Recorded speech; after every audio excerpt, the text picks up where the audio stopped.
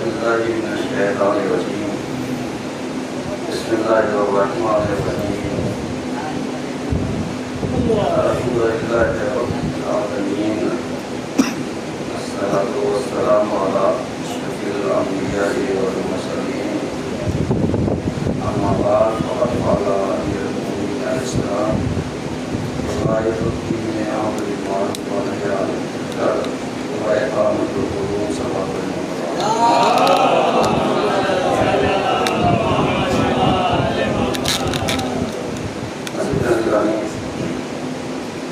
آج کے پہلے خطبے میں سلسلہ مباحث کو آگے بڑھاتے ہوئے ہماری گفتگو اس عنوان پر جاری ہے کہ مقصد کربلا امام حسین علیہ السلام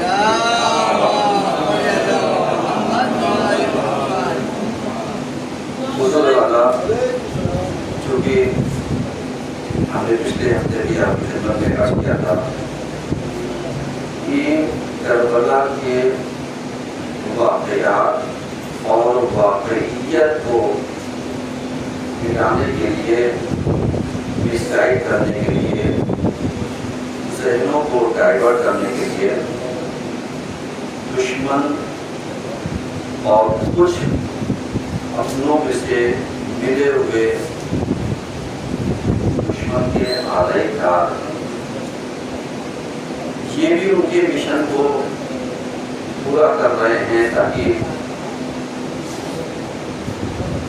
دشمن کی ایک حد تک مدد ہو سکے۔ حضور اعلیٰ اگر آپ غور و فکر کیجیے اور دیکھیے تو آج کی اس جدید ٹیکنالوجی کے دور میں جہاں پر ہمارے پاس ہائی ٹیک ساری چیزیں پائی جاتی ہیں، ہم وہاں پر ساری چیزوں کے موجود ہونے کے باوجود بھی اپنی بات کو صحیح طریقے سے پہنچا نہیں پا رہے ہیں، جس کا اگر بہترین طریقے سے مشاہدہ اور ملاحظہ کرنا ہو تو آج کی دنیا کے حالات آپ دیکھتے چلے جائیں گے۔ شرط یہ ہے کہ آپ کسی ایک کو نہ سنتے ہو، جو موافق ہے اس کی بھی بات سنیے، جو مخالف ہے اس کی بھی بات سنیے۔ جب آپ دونوں کو سنیں گے تب آپ بیلنس کر پائیں گے اور نزدیک پہنچ پائیں گے کہ صحیح کون ہے اور غلط کون ہے۔ ورنہ آج آپ دیکھیے ایک زمانے سے لے کر کے آج تک دنیا میں کچھ ظالم ہے، کچھ مظلوم ہے۔ دنیا میں کچھ ایسے ہیں جو ظالمانہ رویہ اختیار کرنے کے باوجود مظلومیت کی نمایاں تصویر بننے کے لیے ہر وقت تیار ہے، جبکہ اگر غور و فکر کیا جائے اور دیکھا جائے تو کہیں نہ کہیں وہ خود ظالم ہیں، جابر ہیں، متکبر ہیں، مستکبر ہیں۔ یہ ساری چیزیں اور ان کے مقابلے میں اگر کوئی مستضعف ہے، کمزور ہے، ناتوان ہے اور اپنے حق کے لیے قیام کر رہا ہے تو دنیا اسی کو ظالم بنا کر کے پیش کرے۔ اتنی باتیں کہنے کے بعد یہ باتیں ہم نے اس لیے کہی کہ آج ہر انسان کے ہاتھ میں موبائل ہے، ہر انسان ٹیکنالوجی سے لیس ہے، ہر انسان کے پاس اپنی آواز اٹھانے کے لیے چینل ہے، ہر انسان کے پاس ایک پلیٹ فارم موجود ہے، لیکن اس کے باوجود آپ کو کتنے ایسے حق پسند مل رہے ہوں گے جو واقعی حق پسند نہیں کر رہے ہوں، جو واقعی سچائی اور واقعیت کو بیان کر رہے ہوں۔ لیکن اگر آپ کو فکر کیجیے اور دیکھیے تو آپ کی سمجھ میں آئے گا کہ اس دور میں جو ہم آنکھوں سے دیکھ رہے ہیں، جو ہماری نظروں کے سامنے ہیں، جہاں پر ساری ایجنسیاں لگی ہوئی ہیں کچھ چھپانے کے لیے، کچھ آشکار کرنے کے لیے، تو اس میں ابھی ہمارے ہندوستان میں غور و فکر، ہندوستان تو بہت دور کی بات ہے، ہمارے اپنے محلے میں، ہمارے اپنے درمیان اگر آپ کسی سے ڈسکس کر لیجیے تو وہ یہی نہیں بتا پائے گا صحیح کون ہے اور غلط کون ہے، سچا کون ہے، جھوٹا کون ہے، دھوکے باز کون ہے، مکار کون ہے، وہ یہی نہیں کلیئر کر پائے گا، جبکہ یہ ساری چیزیں اس کی اپنی نگاہوں کے سامنے بدرجہ یقین پہنچ چکی ہیں، لیکن اس کے باوجود بھی زبان، عمل، کردار، رکھ رکھاؤ، یہ ساری چیزیں ظاہر نہیں کر رہی کہ ہم ہیں کس طرف، آیا صحیح کی طرف، آیا غلط کی طرف۔ تو جو چیز سن 61 ہجری میں ہوئی تھی،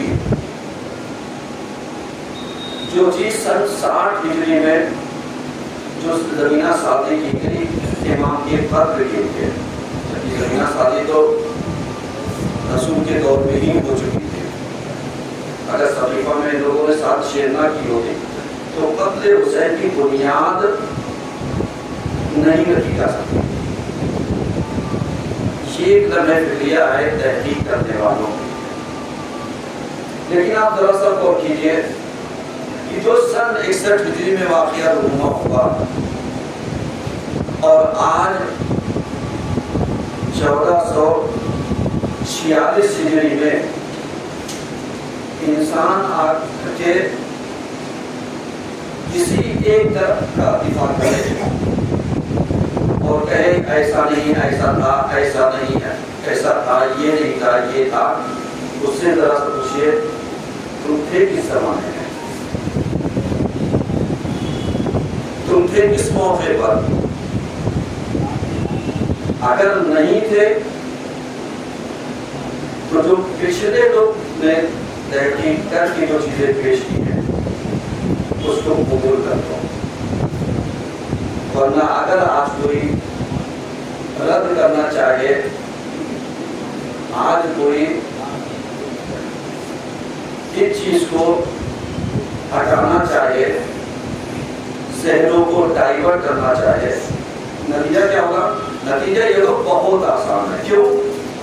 کیونکہ دنیا والے سمجھ چکے ہیں کہ یہ آج کے دور کا مسلمان اتنا زیادہ اندھا ہو چکا ہے کہ اس کے ہاتھ میں بھی اگر کوئی چیز دے دی جائے اور کوئی مقصد اس کے ذہن میں چھپا ہوا ہو تو وہ سامنے والی چیز کا انکار کر بیٹھے گا۔ یہ دشمن نے اچھے سے مسلمان کو، مسلمان کے ایمان کو، مسلمان کے عقیدے کو، ان کے عمل کو، ان کے طرز زندگی کو بہت اچھے سے جان چکا ہے اور پکڑ چکا ہے کہ یہ آواز اٹھانے والے نہیں ہیں، چاہے تم ظالم کے حامی ہو جاؤ، چاہے مظلوم کے حامی ہو، چاہے ظالمین کے ساتھ چلے جاؤ، چاہے مظلوموں کے ساتھ جاؤ، اس صحت کے اوپر کوئی فرق پڑنے والا نہیں ہے۔ ایسے ہی بہت سارے افراد واقعہ کربلا کی حقیقت کیا کرنا چاہتے ہیں؟ بدلنا چاہتے ہیں۔ مثلا ایک سوال ہمارے نوجوانوں سے ہوتا ہے کہ بتائیے یزید کربلا میں تھا؟ آپ کہیں گے نہیں۔ جب یزید کربلا میں نہیں تھا یہ قاتل کیسے ہو گیا؟ یعنی ذہنیت آپ جانتے کیا ہے؟ ذہنیت یہ ہے کہ جتنے بھی یہ بلند والے ہیں جو اپنے کو پیغمبر سے نسبت دے کر کے اپنے وقار کو بچاتے ہیں، وہ سوچتے ہیں اگر یزید کو بچا لے گئے تو سب بچ جائے گا، کیونکہ یزید کون تھا، اس کا باپ کون تھا، اس کا باپ کون تھا، اس کا باپ کون تھا، اوپر تک چلے جاؤ ایک دم کلیئر.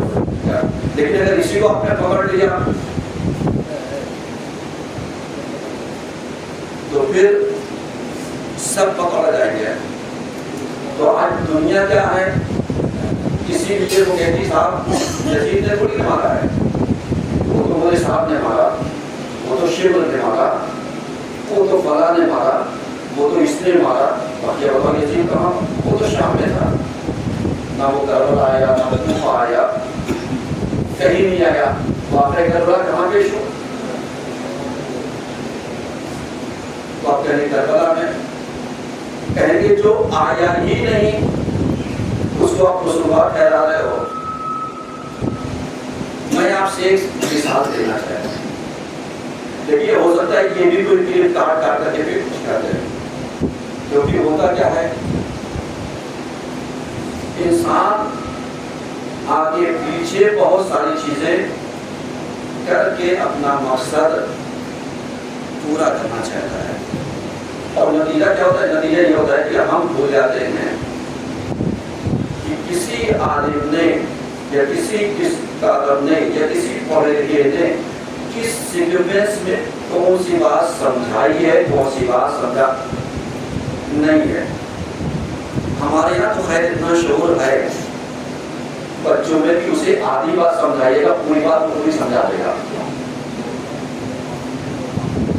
لیکن دوسرے کیا پورا قرآن رٹا دیں گے. ایک آیت کا ترجمہ پوچھ لیجیے، ایک آیت کی تفسیر پوچھ لیجیے، ایک آیت کے شان نزول میں سب کی بات نہیں کر رہا ہوں، کیونکہ آپ علماء کو علماء کے مقابلے نہ لائیے گا، یہ عمومیت کی بات کر رہا ہوں تاکہ ذہن میں رہے کہ غلطی کہاں پر ہے، سدھار کہاں پر ہونا چاہیے.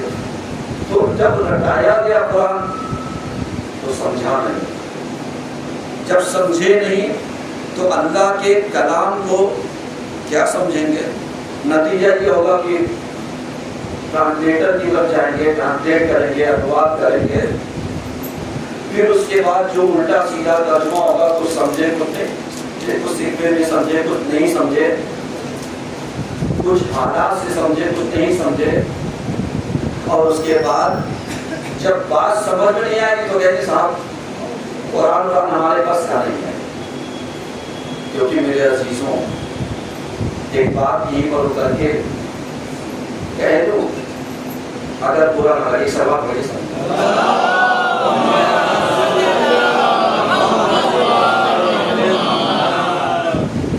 دیکھو سبق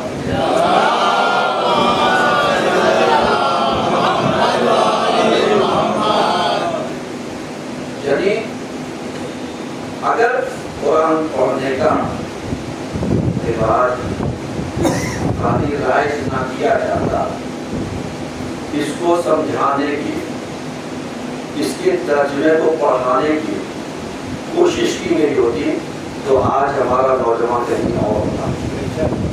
ہمارے یہاں کیا ہے، باہر سے معذرت، ہمارے یہاں کیا ہے، جب بچہ صحیح سے طہارت نہیں کر سکتا، بڑی بات کہہ رہا ہوں، جب بچہ صحیح سے طہارت بھی نہیں کر سکتا ہے، اس وقت ماں باپ کی خواہش ہوتی اسے قرآن پڑھا دیجیے، اس کا قرآن ختم کرا دیجیے. کیونکہ جب منشا ختم پہ ہوگا تو اس کا مطلب یہ ہوگا بس پڑھ لیا قابل ہو گیا، ختم ہو گیا. جبکہ ہمارے ختم کی اصطلاح کہاں پر ہوتی ہے، فلاں صاحب کیا گئے ختم ہو گئے، پلٹ کر کے آئیں گے. ایسی قرآن کے ساتھ علیہ اللہ ہمارے یہاں بھی بعض لوگوں نے ختم کرا دیا، اب وہ دوبارہ پلٹ کر کے نہیں اٹھائے گا، دوبارہ پلٹ کر کے نہیں پڑھے گا. یہ طرف حقیقت ہے جس پر ہمیں توجہ دینی چاہیے، کیونکہ قرآن سمجھنے کے لیے ہے، ختم کرنے کے لیے نہیں. قرآن کو ٹھہر ٹھہر کے پڑھنا ہے، اس اسپیڈ کے ساتھ نہیں پڑھنا ہے. کیونکہ قرآن بار بار یہ اے غلط تیرے قرآن یہ قرآن کو اس لیے نہ دیا تاکہ تم ٹھہر ٹھہر کر کے پڑھو. اور ہم کیا کرتے ہیں، 3 دن میں 5 دن میں 7 दिन میں اتنی اسپیڈ ہوتی ہے کہ پڑھنے والا خود نہیں جانتا پڑھ کیا سوچئے گا ذرا سا. تو یہاں پر سمجھ کرنا پڑ رہا ہے. جو قرآن نے کہا ہوا تیرے قرآن آتا یہ کہاں پر آتا ہے؟ یہ ایک لمحہ فکریہ ہے.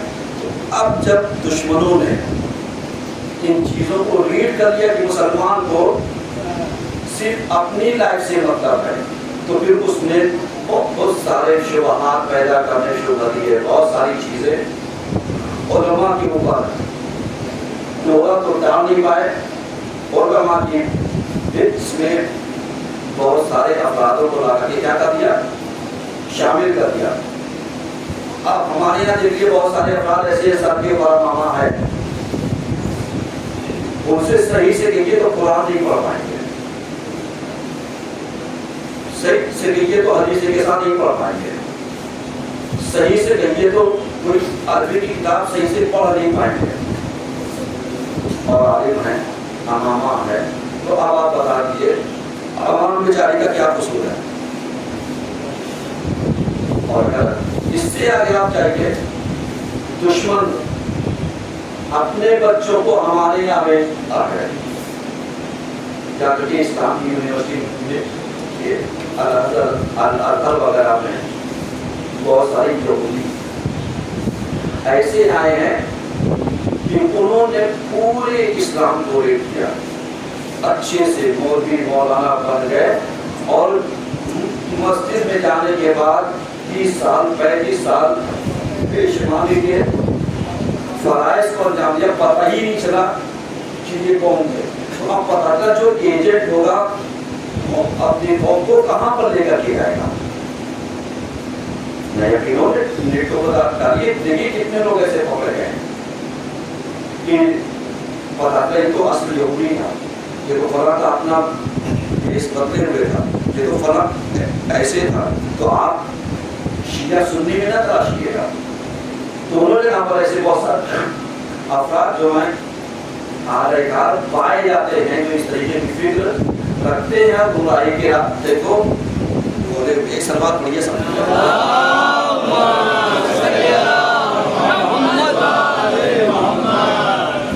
تو بہرحال اگر میں نتیجہ دینا چاہوں تو نتیجہ یہ ہوگا کہ جب اس طریقے سے دشمن گھسا ہوا ہے، دشمن اس طریقے سے ہماری مسجدوں میں، ہمارے امام بارگاہوں میں اور دوسری مرکزوں میں جب یہ سرایت کر چکا ہے تو یہ کیا دے گا، یہ کیا پھیلائے گا، یہ کیا تعلیم دے گا.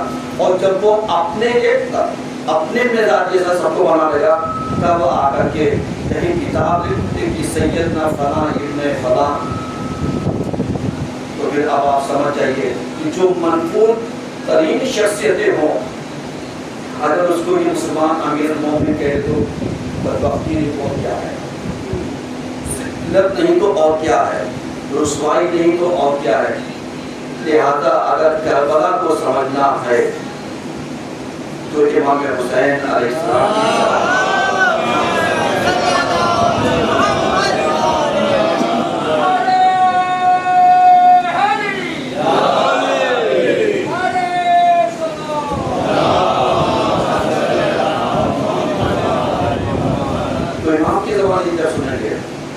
تو امام یہی کہتے ہیں میں امر بالمعروف اور نہی عن المنکر کا یہ بھی لکھا ہوں. اب اگر کوئی امامہ لگا کر کے یہ کہتے کہ امام نے امر بالمعروف اور نہی عن المنکر نہیں کیا تو یہ سمجھ لینا وہ کچھ بھی ہو سکتا ہے، شیعہ کا عالم نہیں ہو سکتا، دشمن آلیکار ہو سکتا ہے. کیونکہ اگر اس کو وہ نہیں مانتا تو زیارت عاشورہ میں، زیارت واسطہ میں کیوں کہتا ہے کہ میں گواہی دیتا ہوں کہ آپ نے نماز کو قائم کیا، آپ نے امر بالمعروف کیا، اب نہیں منکر کیا، کیوں کہتا ہے؟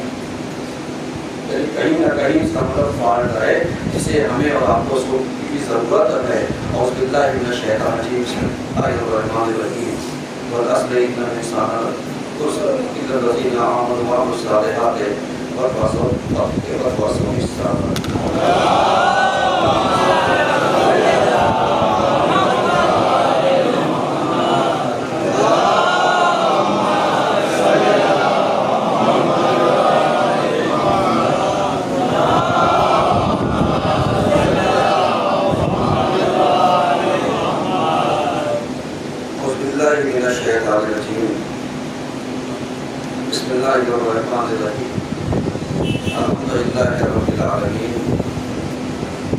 الصلاة والسلام على أشرف الأنبياء والمرسلين أما بعد قال الصادق عليه السلام إنما شيعتنا أصحاب الأربعة العين عين في الرأس وعين في القدر ألا والخلائق كلهم لألا إنا فتح أبصارهم وأعمى أبصارهم سواء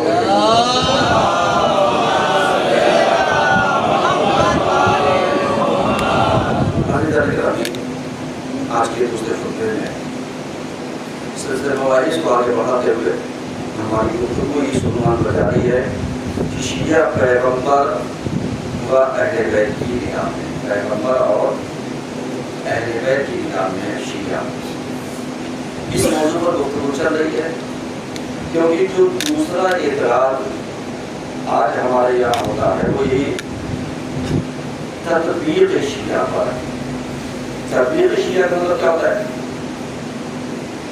جو آج ہم شیعہ ہیں، شیعہ اثنا اشعری، شیعہ دوازدہ امامی، یہ اور جو اس زمانے میں شیعہ تھے وہ کون تھے؟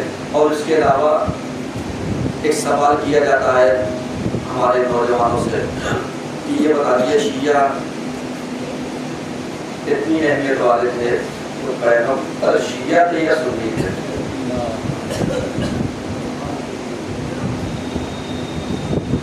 جبکہ قرآن کیا کہتا ہے؟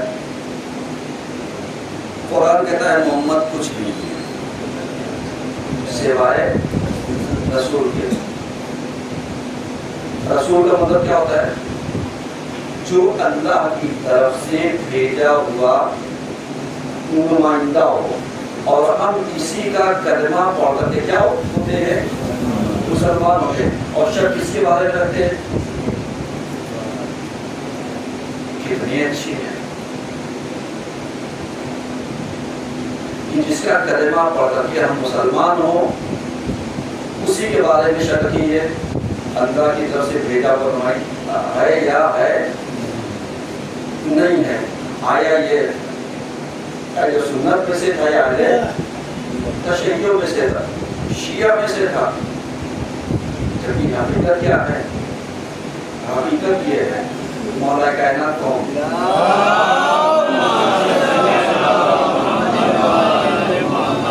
بتائیے مولا کائنات کون؟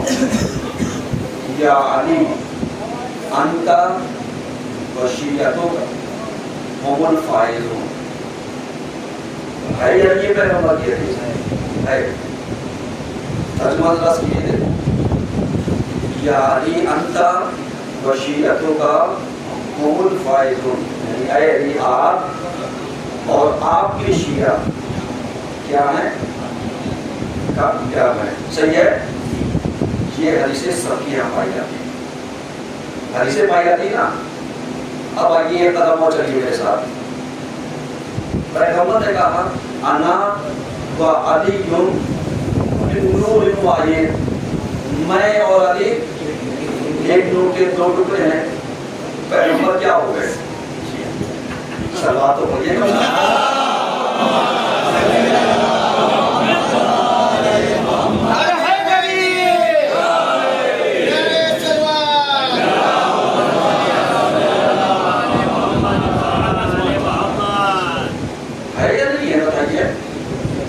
دونوں حدیثیں موجود ہیں، ہم عامہ میں ہم خاصہ میں بھائی ڈالی ہیں۔ ابھی سوال بے ہوتا کیا جاتا ہے نا پیغمبر کیا ہیں؟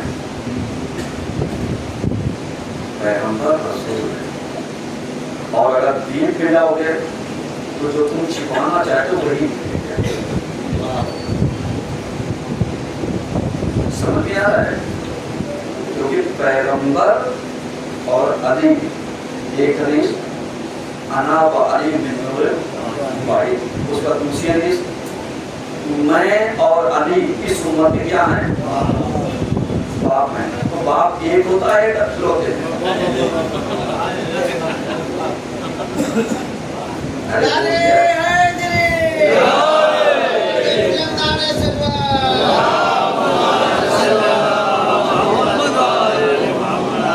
بولیے تو ایک ہی ہوتا ہے نا، پیغمبر نے کہا میں اور علی کی سنت کے کیا ہیں باپ ہے.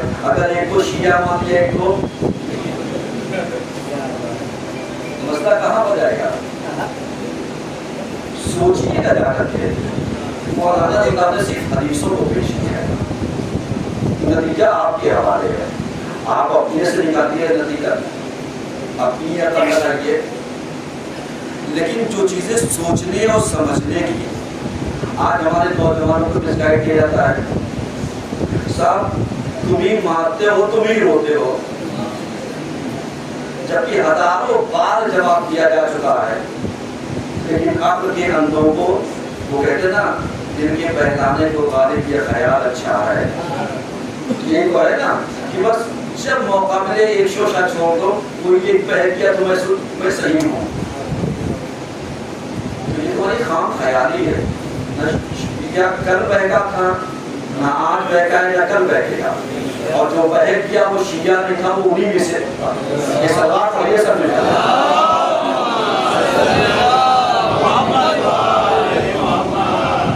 تو یہ ذہن میں رہے آپ کے, کیوں یہ شبہات کیوں پیدا کر دیا؟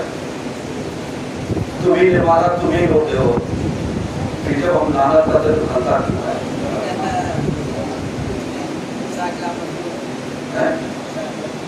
ٹھیک ہے ہم نے مارا, ہم رو رہے ہیں, ہمیں لعنت بھیجنے مارنے والے کے اوپر, ہمیں لعنت بھیجنے قاتل کے اوپر, تو جو قاتل ہوگا جس پیسے والا ہوگا اسے پتا لگے گا. جب ہمارا کام ہی یہ ہے تو کہنے کا مطلب یہ ہے کہ عزیزوں نوجوانوں آپ سے کہہ رہا ہوں, مجھے کسی اور سے مطلب نہیں ہے. آپ نہ الجھیے, نہ لڑیے, نہ بھیڑیے, نہ فالتو کی بحث کیجیے, کیونکہ نہ وہ آپ کی طرف آنے والا ہے نہ آپ اس کی طرف جانے والا ہے. اور جس کے اندر چشم بصیرت بات ہوتی ہے نا, تو یزید کا بیٹا بھی تب تو تاج کو ٹھکرا کر ہی کہتا ہے میرا باپ غلط تھا میں غلط نہیں ہوں. ایک سوال تو بھائی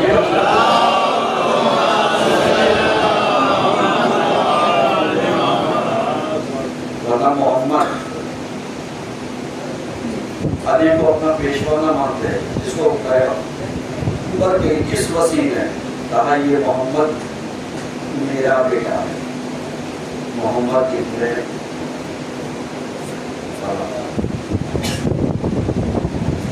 سمجھ رہے ہیں کیوں؟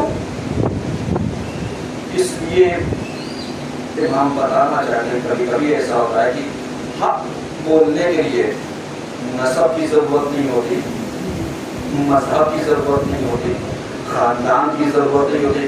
ہاں جس کا پاکیزہ خاندان ہوگا وہ حق پرست ضرور ہوگا, جس کا ڈاؤٹ فل خاندان ہوگا وہ کہیں نہ کہیں لے جا کر کے ظاہر کر دے گا لیکن ماتاؤں کی دروازہ نہیں دیکھا ہو سب بات ہوگی.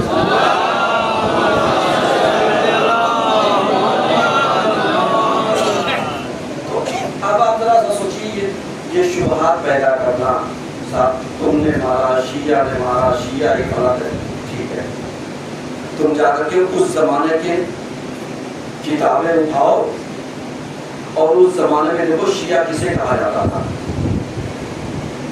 کتابیں موجود ہیں, ایسا نہیں کہ مولانا نمدار اپنی طرف سے کوئی بات کہہ رہے. کتابیں اٹھاؤ, جا کر کے شیعہ کی ڈیفینیشن دیکھو, جا کر کے شیعہ کی اصطلاحات دیکھو, جا کر کے شیعہ کے معنی دیکھو, جا کر کے اس کے مفاہیم دیکھو, اس کی تدبیر دیکھو, پھر اس کے بعد ان کے پیروکار کو دیکھو, پھر اپنے بزرگوں کے آ کر کے اصطلاحات کو دیکھو کہ کون کس کا ماننے والا تھا, اس کو کیا کہا گیا, پھر آ کر کے بتانا شیعہ کسے کہتے ہیں. نہ سمجھ میں آئے تو مولانا نمدار بات چلے گا, میں بہت ساری کتابیں ہیں, ہم آپ کو دکھائیں گے شیعہ کسے کہتے ہیں, ہم آپ کو بتائیں گے شیعہ کسے ماننے والا کون تھا. یہ تو حق پرستی ہے, ہم لوگوں کے غم میں اتنا ڈبو دیا کہ حسین صلح پسند تھے, ورنہ اگر امام کی طرف سے شروعات ہوتی نا تو دشمن ہمیشہ دیتے تھا کہ شروع کرنے والے تو حسین تھے، لیکن تیر چلا کدھر سے؟ ادھر سے چلا۔ اب جا کر کے پلٹ کر کے دیکھو کہ پہلا تیر کس نے مارا اور وہ کس فرقے کا؟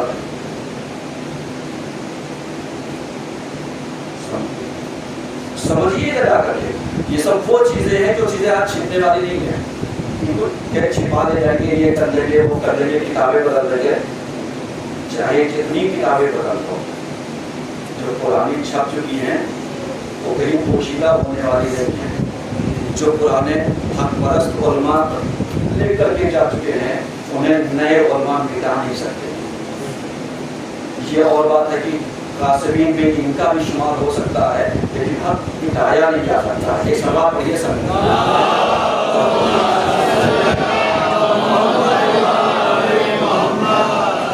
تو امام نے کیا کہا؟ امام نے کہا تھا شیعہ کی کئی آنکھیں ہوتی ہیں، بولیے ذرا سا۔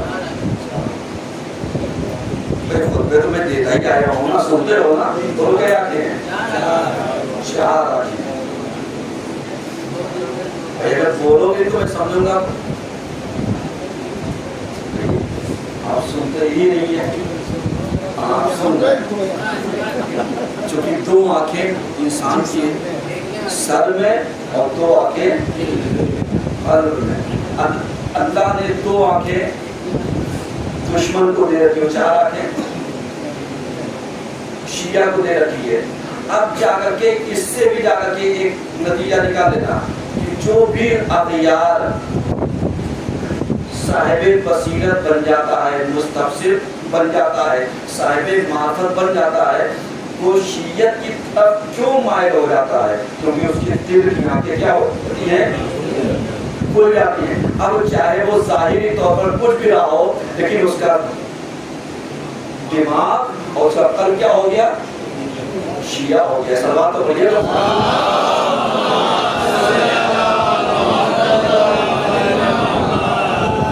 یا سمجھنے کی چیز ہے، اختلافات کی نہیں، سوچنے کی ہے کہ شبہات پیدا کرنے سے کوئی حل نہیں ہے۔ کیوں؟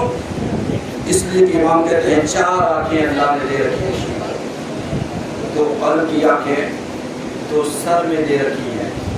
اب جب یہ ساری آنکھیں دے رکھی ہیں تو پھر ہمیں کیا کرنا چاہیے؟ ہمیں عقل سے بھی کام لینا چاہیے، ہمیں دل اور دماغ سے بھی کام لینا چاہیے۔ آپ سمجھ میں آئے کہ اگر کوئی فرش ادا پر بیٹھ کر کے یہ پھیلائے کہ فلاں مولانا نے یہ کہہ دیا تو تمہیں مجلس سے اٹھ کر کے بھاگ جانا چاہیے تھا، اس کا مطلب جو کہنے والا ہے خود مجلس میں تھا یا نہیں تھا؟ نہیں تھا۔ سب بات پڑھیے گا۔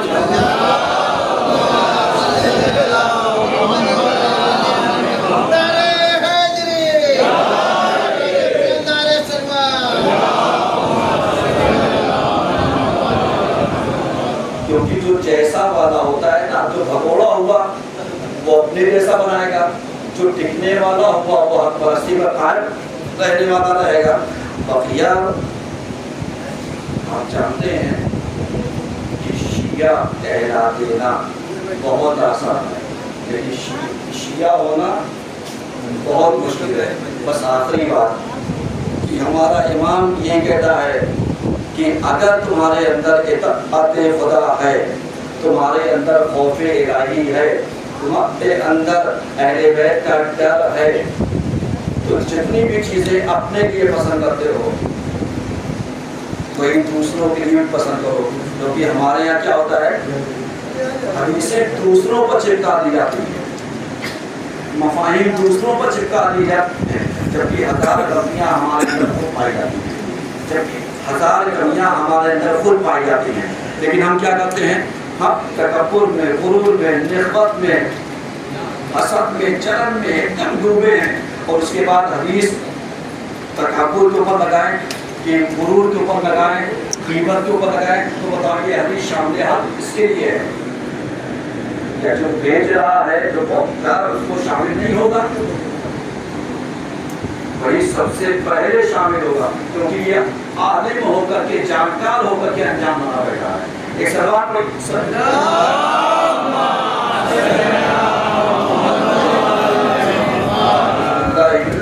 الشیطان الرجیم بسم اللہ الرحمن الرحیم ان اللہ وملائکته یصلون علی النبی یا ایھا الذین آمنوا صلوا علیہ وسلموا تسلیما